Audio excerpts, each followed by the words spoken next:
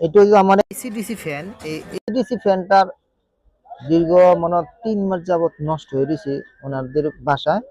তা ওনারা এই ফ্যানটা আরেকটা মিস্ত্রির কাছে নিচে উনি ঠিক করতে পারেন নাই, পরে আমার কাছে নিয়ে আসছে।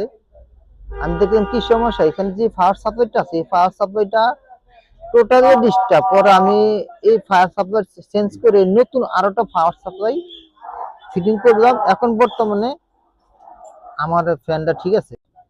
আমার কাছে নিয়ে আসছে, আসার পরও আমার অনেক কষ্ট হয়েছে কাজটা করতে। তো রোগটা ধরতে অনেক কষ্ট হয়েছে। তো আমি চেষ্টা করছি যে কাজটা আমি সাকসেস করি। তো এখন মোটামুটি আমি ফ্যানটা মোটামুটি ঠিক করে ফেলাইছি। নতুনটা ফায়ার সাপ্লাই দেওয়ার পরে আমার ফ্যানটা আবার রানিং হয়েছে। এখন মোটামুটি রানিং। এই শীতের ভিতরে মানুষের ফ্যানের আগে দেখেন মানুষের কত যে গরম তা বুঝতে পারি না আমি। অনেক ফ্যান আসে, এখনো শীতের ভিতরে অনেক ফ্যান আসে আমার কাছে ঠিক করার জন্য। তো আমি এই কাজে করি, এই কাজগুলো আমি বেশি করি। এসিডিসি ফ্যান, সিলিং ফ্যান, এই কাজগুলো আমি বেশি করা হয়। আচ্ছা, আমার এই ফ্যানটা কমপ্লিট আজকে এই পর্যন্ত। আল্লাহ হাফেজ।